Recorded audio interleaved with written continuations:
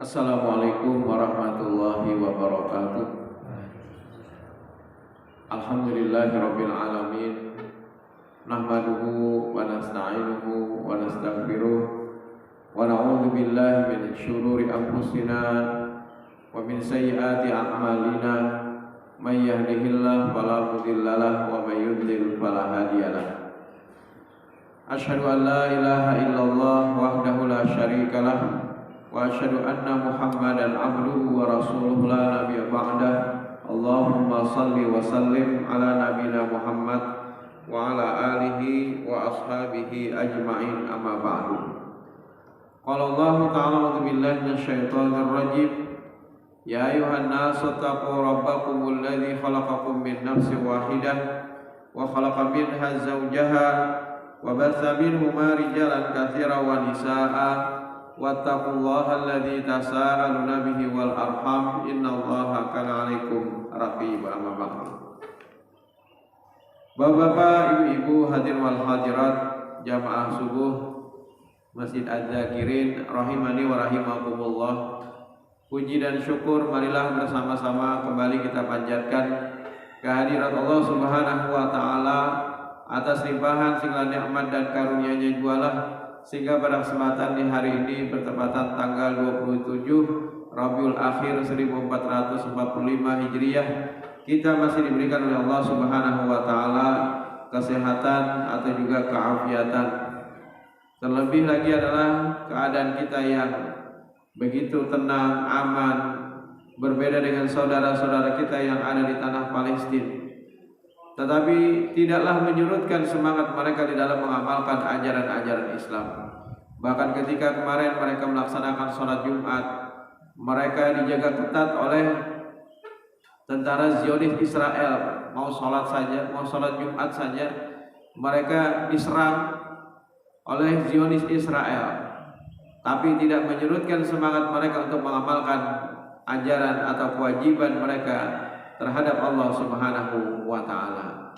Dan seyogianya juga kita kaum muslimin yang ada di Indonesia yang aman, tentram, nyaman dalam melaksanakan ibadah, maka tidak ada yang menghalang-halangi kita.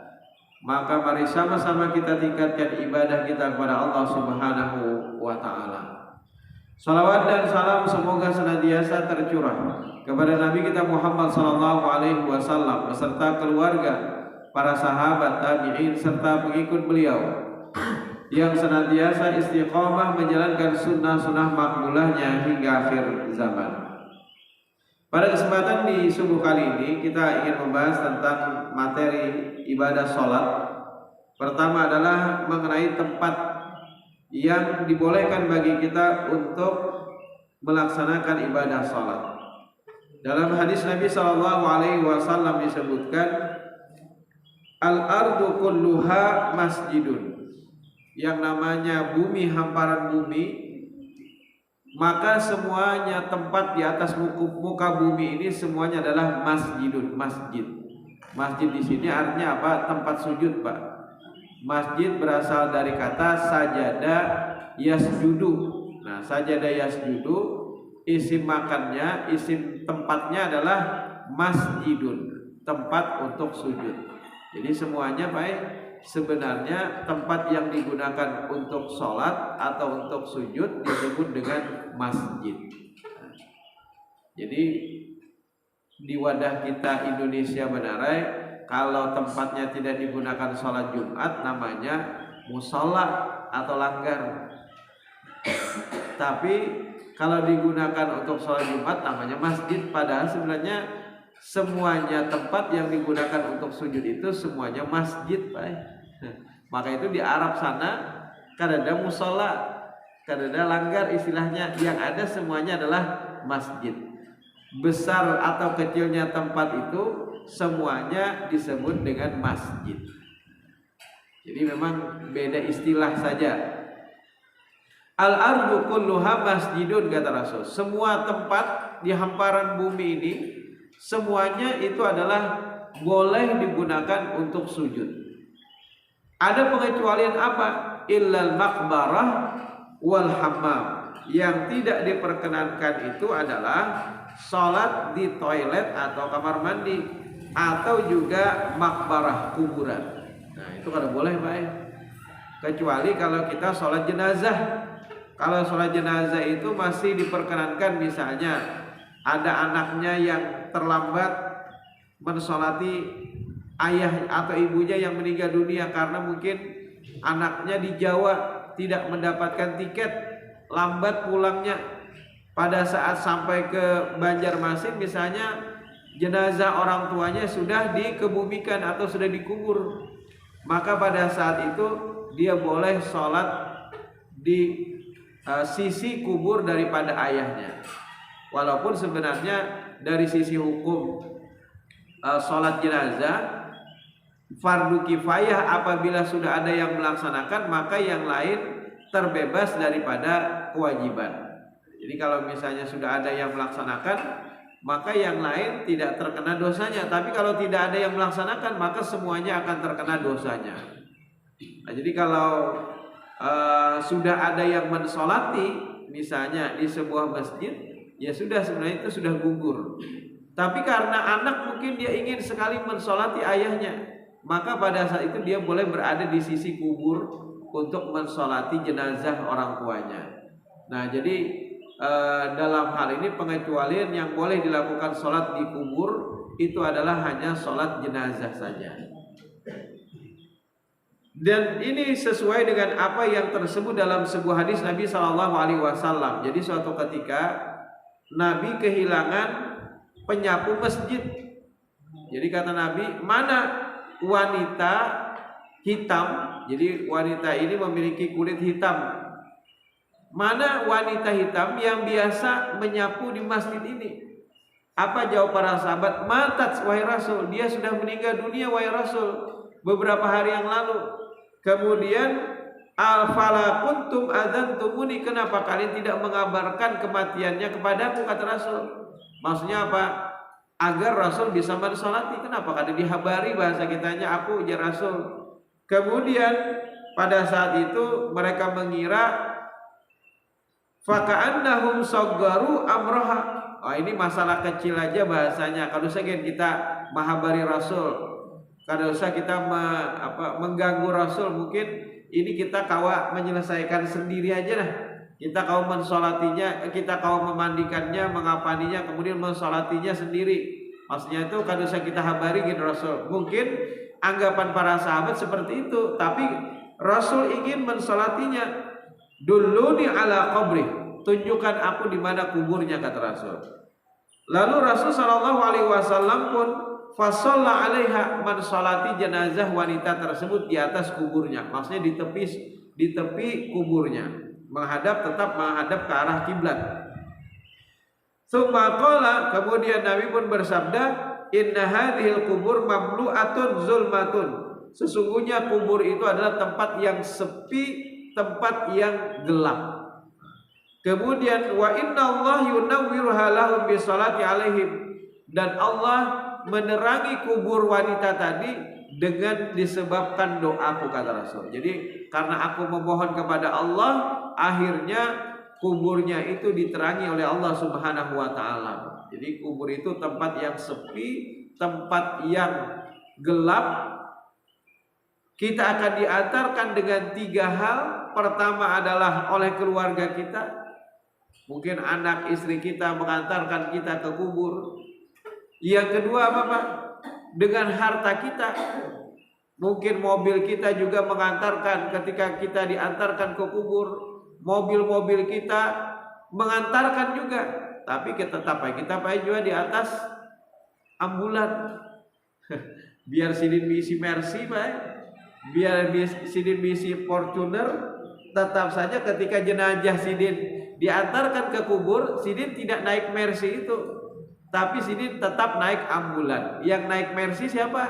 Keluarga sidin. Kemudian yang ketiga diantar dengan amal. Kemudian yang dua pulang, yang hanya satu tersisa adalah amal.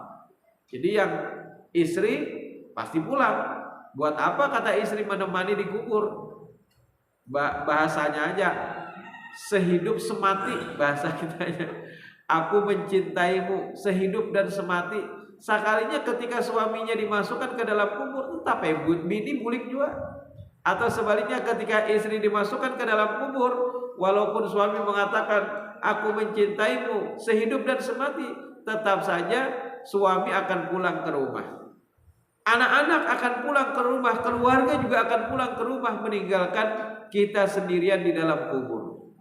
Kemudian yang kedua apa? Harta-harta kita juga akan pulang meninggalkan kita. Tidak ada yang bisa menemani kita. Kalau misalnya mobil dipatak dalam kuburnya, tidak, semuanya pulang. Yang tersisa adalah hanya satu, yaitu amal. Maka itu kata Rasul, dengan doaku maka penghuni kubur itu akan mendapatkan cahaya dari Allah Subhanahu wa taala. Nah, jadi anjurannya ketika kita ziarah, maka doakan Pak, Allahumma gfir lahu, ya Allah ampunilah akan dia, rahmatilah akan dia, hapuslah segala kesalahan-kesalahannya. Kemudian lipat gandakanlah amal kebajikannya. Kemudian berikanlah ya Allah, luaskanlah kedua sisi daripada kuburnya. Ya Allah, gantikanlah rumahnya yang ada di akhirat lebih baik daripada rumahnya yang ada di dunia. Ya Allah, gantikanlah pasangannya yang ada di akhirat lebih baik dari pasangannya yang ada di dunia. Sekalinya umatnya dihiga menggerundung, bukan apa jar mendoakan suami ulun kayak itu jar. Bukan begitu Bu. Kalau seandainya suaminya soleh, istrinya juga solehah, maka insya Allah mereka akan dikumpulkan. Tapi kalau seandainya suaminya yang soleh, istrinya tidak solehah, maka akan digantikan dengan pasangan yang lebih baik daripada pasangannya yang ada di dunia. Nah Bapak Ibu sekalian yang dirahmati Allah, jadi pada saat itu Rasul pernah mensolati jenazah seorang wanita yang dia adalah penyapu masjid Pak. Nah jadi sholat yang dibolehkan, yang dilakukan di kubur itu adalah sholat jenazah. Kemudian tempat-tempat yang lain yang tidak diperkenankan bagi kita untuk melaksanakan ibadah sholat di dalamnya, pertama adalah tempat pembuangan sampah karena najis, ya kada boleh Pak. Kemudian tempat penyembelihan binatang, misalnya RPH. Tapi kalau di depan masjid misalnya dulu ketika kurban kita gunakan untuk menyembelih kurban, ya kada masalah karena itu hanya sekali setahun aja Pak. Yang dimaksud di sini adalah tempat penyembelihan yang setiap saat digunakan terus. Nah itu yang tidak boleh. Kemudian bagian atas Ka'bah kita juga tidak boleh sholat di atasnya tentunya. Kemudian kamar mandi, toilet tadi, dan juga kandang binatang itu tidak boleh. Nah Bapak Ibu sekalian yang dirahmati Allah, kemudian yang kedua adalah benarkah yang namanya sholat tidak boleh menghadap ke arah kuburan? Beberapa waktu yang lalu heboh belah. Nah, di sini kata seseorang pada saat itu pernah berceramah kah di sini atau bukan pada saat itu, kata mereka ada hadis Nabi, la tusallu ilal kubur, janganlah sholat menghadap kuburan. Kebetulan dua masjid yang menghadap kuburan, pertama adalah Masjid Az-Zakirin, yang kedua Masjid Muhammadiyah Sulamiyah. Lalu akhirnya karena ada yang melontarkan seperti itu, ada sebagian jamaah kadang mau lagi Pak ya sholat di sana. Nah ini yang kadang-kadang pendapat seseorang ini akhirnya kontraproduktif, akhirnya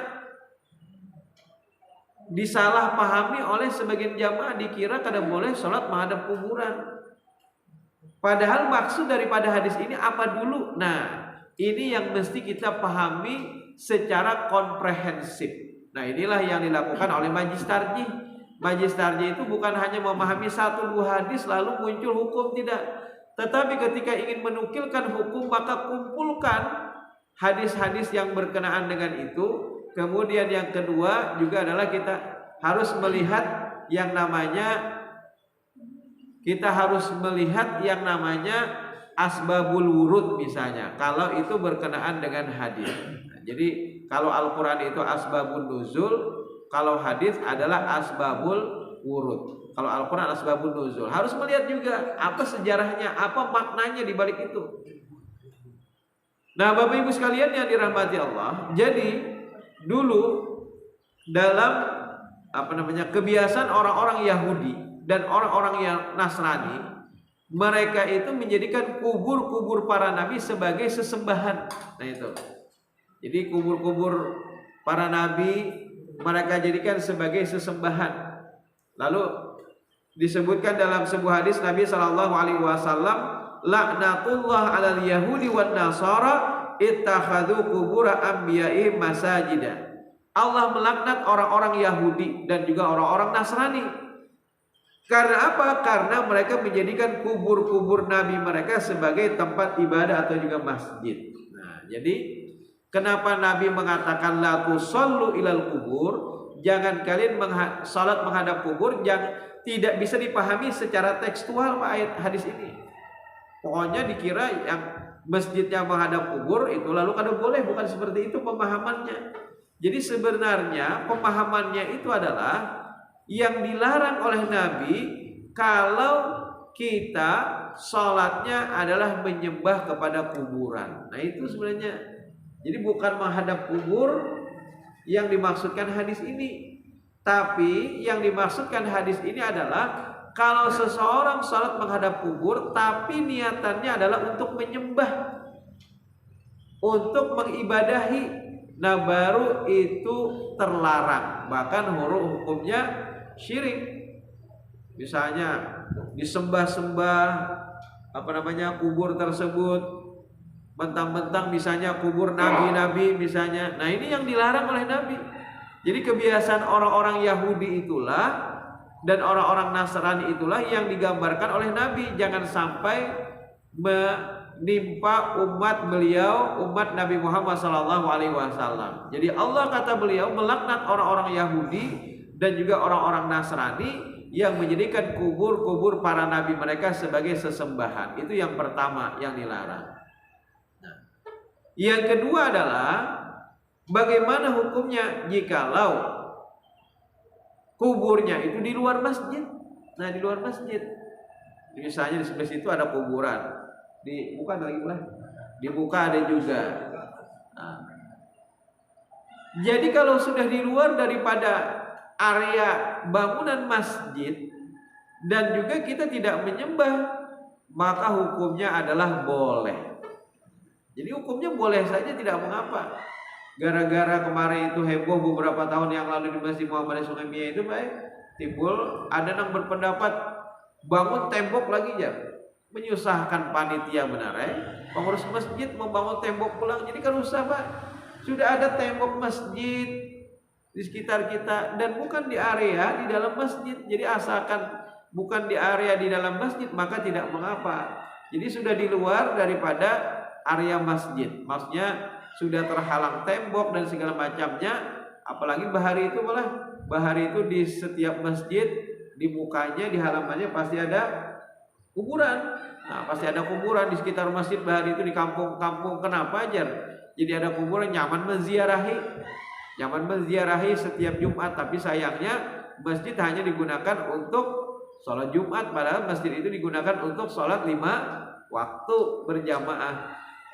Nah Bapak Ibu sekalian yang dirahmati Allah, jadi sebenarnya pemahaman maksud daripada hadis ini adalah pertama tadi, kalau niatannya adalah untuk menyembah kuburan tersebut maka itu yang dilarang. Tapi kalau pertama kuburannya sudah di luar area masjid, maksudnya di luar daripada bangunan masjid, maka sudah tidak mengapa lagi dan niatan kita juga tidak dalam rangka untuk menyembah yang namanya kubur tersebut.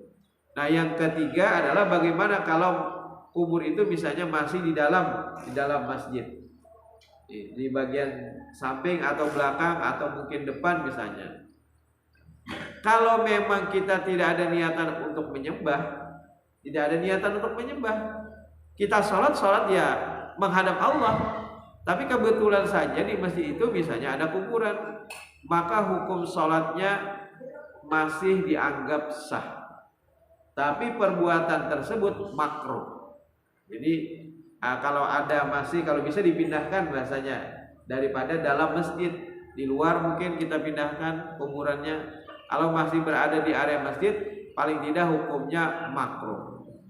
Cuma sholatnya, kita sholat di dalamnya itu tetap sah. Kayak di Masjid Nur misalnya kan. Nah itu masih ada, karena mungkin pelebaran bahari itu pelebaran masjid. Nah jadi paling tidak bukan dikategorikan haram, karena kita juga sholat di sana, sholat zuhur misalnya, sholat asar ya sholat biasa, bukan dalam rangka untuk menyembah kubur itu, bukan. Kita memang sholat 5 waktu, tapi dan sholat kita sah, tapi sebaiknya dihindarkan, maksudnya dipindahkan kalau bisa. Yang penting sudah keluar daripada area bangunan masjid. Nah itu yang pertama. Jadi beberapa tahun yang lalu di sini juga tempat heboh malah, tempat heboh. Nah, jadi jamaah yang memahaminya secara tekstual mengira karena boleh, karena di depan ada kubur, padahal tidak seperti itu. Jadi pemahaman yang sangat sempit sekali kalau kita memahami secara tekstual akan hadis ini, Bapak Ibu sekalian yang dirahmati Allah. Kemudian yang kedua adalah terkait dengan bacaan amin. Nah, bacaan amin sudah kalau sampaikan dulu. Belum. Bacaan amin. Jadi setelah kita membaca Al-Fatihah, biasanya kita mengucapkan amin. Ghairil maghdubi alaihim waladdallin. Nah, pasti setelah itu kita mengucapkan amin, dan itu memang perintah, Pak. Walaupun amin itu bukan menjadi bagian daripada surah Al-Fatihah, bukan menjadi ayat daripada surah Al-Fatihah, tapi kita tetap diperintahkan ketika kita sholat, baik itu kita ketika sholat sendirian, sholat sunat misalnya, atau ketika kita sholat berjamaah, maka kita diperintahkan untuk mengucapkan yang namanya amin. Jadi perintah untuk mengucapkan amin, dan ini ditegaskan dalam beberapa hadis Nabi Shallallahu Alaihi Wasallam. Ada sekitar 6 atau 7 hadis. An Wa'il bin Hujur misalnya, qala sami'tu Nabiy Shallallahu Alaihi Wasallam, dari Wa'il bin Hujur, aku pernah mendengar Nabi Shallallahu Alaihi Wasallam qara'a, beliau membaca. Hadis ini sebenarnya panjang, malah ulun hanya meringkas saja. Nabi membaca waladdallin, maksudnya surah Al-Fatihah. Faqala amin, kemudian Nabi pun mengucapkan amin. Yamundu biha sautahu, Nabi menyaringkan bacaannya. Jadi pada saat itu Nabi menyaringkan aminnya. Kecuali kalau sholatnya sholat sir, zuhur, asar, nah itu kada perlu dinyaringkan aminnya, tetapi tetap dibaca, Pak, aminnya. Tapi ketika sholatnya adalah jahar, maka Nabi rafa'a sautahu, mengangkat suara beliau. Kemudian di dalam hadis yang lain, ini keutamaannya, Pak. An Abi Hurairah radhiyallahu an, dari Abu Hurairah radhiyallahu an, anna Nabi sallallahu alaihi wasallam, sesungguhnya Nabi sallallahu alaihi wasallam, idza amala al-imam fa aminu, apabila imam itu amin, maka aminlah kalian. Fa innahu man wafaqa ta'minu ta'minal malaikah ghufira lahu ma taqaddama min dzambi. Barang siapa yang aminnya itu bersama dengan aminnya malaikat, Pak, maka diampuni dosa-dosanya yang telah lalu, Pak. Luar biasa. Jadi ketika kita berwudu aja, Pak, membasuh muka, maka berguguran dosa-dosa kita. Kemarin sudah dijelaskan, ketika kita membasuh tangan, berguguran dosa-dosa kita dari tangan. Ketika kita juga melangkahkan kaki menuju masjid, atau mungkin kita menggunakan kendaraan, maka dari setiap langkah kaki kiri kita itu akan dapat menghapuskan dosa-dosa kita, dan kaki kanan kita akan menambah pahala buat kita, Pak. Jadi semenjak kita berwudu gugur dosa kita, ketika kita berangkat ke masjid juga berguguran dosa-dosa kita. Ketika kita mengucapkan amin di dalam sholat, maka ghufira lahu ma taqaddama min dzambi, diampuni dosa-dosanya yang telah lalu, Pak. Kemudian yang keempat, masih ada hadis dari Abi Musa. Abi Musa ini cukup banyak hadisnya, Pak, tapi redaksinya hampir mirip. Ghufira lahu ma taqaddama min dzambi, diampuni dosa-dosanya yang telah lalu. Ulun langsung meringkas saja karena waktu juga. An Abi Musa al-Asy'ari, dari Abu Musa al-Asy'ari qala inna Rasulullah sallallahu alaihi wasallam khatabana wa bayyana lana sunnatana wa salatana. Nabi pernah di hadapan kami menjelaskan tentang sunnah-sunnah ketika beliau berkhutbah. Nabi menjelaskan sunnah-sunnah untuk kami, dan juga Nabi menjelaskan tentang tata cara salat bagi kami. Lalu Nabi bersabda, idza shallaitum faqimus sufufakum, apabila kalian salat maka rapikanlah atau luruskanlah saf-saf kalian. Tsumma yu'ammakum ahadukum, maka hendaklah salah seorang di antara kalian menjadi imam. Fa idza kabbara fakabbiru, apabila imam itu takbir maka takbirlah kalian. Wa idza qala ghairil maghdubi alaihim waladdallin, apabila dia mengucapkan itu maka faqulu amin, ucapkanlah oleh kalian amin, kata Nabi.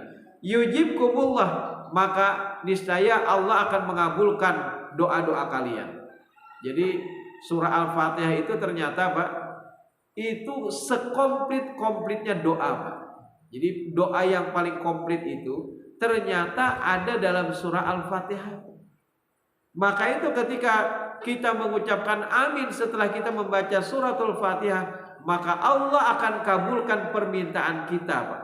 Kalau kita sholatnya berjamaah pada saat itu dan aminnya kita bersamaan dengan aminnya imam, maka malaikat yang ada di langit juga mereka semuanya mengaminkan, dan pastilah amin yang diaminkan oleh malaikat itu diijabah oleh Allah Subhanahu wa taala. Jadi orang yang sholat itu Pak, apalagi sholatnya berjamaah Pak, maka semua hajat-hajatnya, semua permintaannya sebagaimana yang termaktub dalam surah Al-Fatihah itu akan dikabulkan oleh Allah. Jadi insyaallah kita ini hidupnya nyaman, sekalipun mungkin dari sisi materi kita biasa-biasa aja, dari sisi yang lain jabatan kita biasa-biasa saja, tetapi hidup kita tenang Pak. Ini yang kita inginkan. Hidup kita nyaman, setelah kita pulang sholat berjamaah tenang, keluarga kita juga tenang, anak istri kita juga tenang. Maka betapa nikmatnya orang-orang yang melaksanakan ibadah sholat berjamaah Pak. Karena apa? Karena apa yang mereka minta dalam surah Al-Fatihah itu dikabulkan oleh Allah Subhanahu wa ta'ala. Bahkan ada dua yang ditakuti oleh orang-orang Yahudi Pak. Nah saat ini kan Zionis Israel sedang membombardir bahasanya rakyat Palestina. Kita doakan semoga rakyat Palestina diberikan kemenangan oleh Allah Subhanahu wa ta'ala. Sebagaimana berita-berita sebenarnya walaupun mereka dibombardir, tapi banyak juga di antara tentara-tentara Israel yang kewalahan menghadapi mereka, dan banyak yang sudah meninggal dunia Pak, cuma tidak diberitakan. Dan banyak juga tank-tank Israel itu yang sudah dibom atau juga diberangus oleh tentara Hamas. Cuma tidak diberitakan Pak. Mudah-mudahan ini menjadi kemenangan bagi kaum muslimin yang ada di tanah Palestina. Cuma sayangnya Pak, negara-negara Timur Tengah kadang-kadang waninya justru Iran, Rusia dan juga Korea Utara nang wani Pak. Nah, karena apa? Karena kita tidak ada kemandirian dari sisi ekonomi. Timur Tengah itu kan tergantung Pak. Mereka tergantung minyaknya, tergantung Amerika. Sedikit saja digertak Amerika, takutan Pak. Maka itu kadang waninya negara-negara Timur Tengah, termasuk juga Arab Saudi, tidak ada yang mau membantu dari sisi persenjataan bahasanya kepada Palestina. Yang hanya membantu itu justru negara-negara Syiah ya. Iran adalah Syiah, kemudian negara-negara komunis yaitu Rusia dan juga Korea Utara. Tapi mudah-mudahan Allah memberikan kemenangan bagi saudara-saudara kita di tanah Palestina, walaupun mereka dengan seadanya saja. Nah, Bapak Ibu sekalian yang dirahmati Allah, jadi yang paling ditakuti oleh orang-orang Yahudi ternyata salah satunya adalah ucapan amin yang diucapkan oleh kita ketika kita sholat Pak. Itu adalah ucapan yang sangat ditakuti oleh mereka. Karena apa? Karena diijabahnya doa-doa kita. Itu yang pertama. Yang kedua yang sangat ditakuti oleh mereka apa Pak? Yaitu adalah ucapan salam. Absus salam, sebarkan salam kata Nabi. Jadi assalamualaikum itu adalah ucapan antara satu muslim dengan muslim lainnya yang itu sangat ditakuti oleh orang-orang Yahudi, Pak. Jadi mereka sangat takut, maka itu upaya yang dilakukan saat ini, kita ini dicampur-campur salamnya, Pak. Supaya apa? Supaya umat Islam itu tidak bangga lagi terhadap salam yang mereka miliki. Assalamualaikum. Ketika orang memberikan sambutan kan, wah ini banyak Pak. Assalamualaikum warahmatullahi wabarakatuh. Salam sejahtera. Om. Apa itu Pak? Om apa itu? Om santi om. Kemudian pokoknya 5 salam itu digabung Pak. 5 salam itu digabung. Sebenarnya itu adalah untuk bisa menghilangkan salam kita, tapi dengan cara yang perlahan-lahan, sedikit demi sedikit, sampai lurah pun wah ini mengucapkan salamnya bergabung juga semuaan, sampai lurah, camat, sampai ke presiden mengucapkan salamnya, wah ini campur aduk. Sebenarnya salam itu sudah masuk ranah ibadah, Pak. Ketika Rasulullah diajak, wahai Muhammad, kata mereka, orang-orang Quraisy mengatakan, bagaimana kalau kita gantian aja? Hari ini kami ikut bersamamu, wahai Muhammad, beribadah. Besok giliran kalian ikut bersama kami, kata orang-orang Quraisy. Lalu turunlah surah Al-Kafirun, qul ya ayyuhal kafirun. Katakanlah wahai orang-orang kafir, la a'budu ma ta'budun, aku tidak menyembah apa yang kamu sembah. Wala antum abiduna ma'abud, dan kalian tidak menyembah apa yang kami sembah. Kemudian di akhir daripada surah itu, lakum dinukum waliyadin, bagimu agamamu, bagiku agamaku. Jadi kalau sudah masuk dalam ranah ibadah itu, lakum dinukum waliyadin. Kalau dalam masalah muamalah silakan kita bantu-membantu antar muslim dengan non muslim, tidak menjadi masalah Pak. Jadi sekalipun tetangga kita non muslim, maka silahkan kita bantu. Kalau dia punya hajat atau keperluan, kalau dia dalam kesulitan, kita bantu. Tapi itu hanya dalam masalah muamalah, hubungan kemanusiaan. Tapi kalau sudah masuk dalam ranah ibadah, maka berlakulah lakum dinukum waliyadin. Apalagi salam tadi, salam itu ibadah Pak. Maka jangan kita campur adukan. Jadi sebenarnya ini adalah propaganda yang ingin sedikit demi sedikit menghapuskan salam kita. Secara tidak sadar nanti ketika kita sudah tidak ada sensitivitas, rasa lagi terhadap, kebanggaan lagi terhadap salam kita, maka pada saat itulah salam kita akan dicabut dari hadapan kita, diganti dengan salam-salam yang lain. Bahkan bisa kita hanya mengucapkan selamat pagi, selamat siang, atau selamat malam. Karena apa? Karena kita tidak merasa lagi kebanggaan akan salam yang dimiliki oleh kaum muslimin. Nah Bapak Ibu sekalian yang dirahmati Allah, jadi 2 hal ini yang sangat ditakuti oleh orang-orang Yahudi. Nah bagaimana tentang salam, ucapan amin tadi? Jadi perintahnya bahwa amin itu adalah kita baca setelah kita menyelesaikan suratul Fatihah. Perintahnya amin. Kemudian setelah itu tidak ada tambahan kecuali hanya bacaan amin saja Pak. Jadi jangan pian tambahi amin ya rabbal alamin. Misalnya kada boleh. Karena ini masalah ibadah Pak. Atau amin ya mujibas sailin. Kalau di luar sholat silahkan pian tambahi ketika misalnya mengetik WA ada doa misalnya, lalu pian tambahi, pian mengaminakan amin ya rabbal alamin, amin ya mujibas sailin, silahkan. Atau Allahumma ya amin. Tapi kalau khusus di dalam sholat, karena perintahnya cuma amin saja, maka itulah yang kita ucapkan. Jangan pian tambah-tambahi amin ya rabbal alamin, jangan. Cukup amin. Nah, kemudian yang kedua, yang terakhir adalah tidak ada tambahan antara waladhdallin dengan amin. Sebagian kita kan kadang-kadang menambahkan ghairil maghdubi alaihim waladdallin. Sebelum amin kira-kira ada yang menambahkan Pak? Biasanya ada malah. Apa biasanya? Robbi firli. Hanya amin. Ternyata tidak ditemui dalam hadis Nabi yang menyebutkan adanya tambahan tersebut. Jadi setelah ghairil maghdubi alaihim waladdallin, langsung amin. Jangan ditambahi Rabbik firli. Kalau hendak berdoa silahkan di luar sholat. Di luar sholat atau ketika kita sujud silahkan berdoa. Atau ketika kita tasyahud silahkan berdoa Pak. Tapi ketika ghairil maghdubi alaihim waladdallin, karena dalam hadis hanya menyebutkan setelah itu amin, maka itulah yang kita amalkan. Jangan kita menambah-nambahi yang justru nanti itu bisa merusak sholat kita. Kenapa pian jadi menambah itu? Karena Yasidin semesjidan ma'aminahkan Yasidin. Semesjidan ma'aminahkan amin ketika kita menambahi doa itu. Tidak. Ini adalah ibadah yang tentunya harus sesuai dengan apa yang Nabi SAW sabdakan. Demikian yang bisa saya sampaikan, lebih dan kurangnya mohon maaf. Subhanakallahumma wa bihamdika asyhadu an la ilaha illa anta astaghfiruka wa atubu ilaik. Wassalamualaikum warahmatullahi wabarakatuh. Gitu. Ini seorang dokter memang praktek operasi dari sebelum subuh sampai maghrib.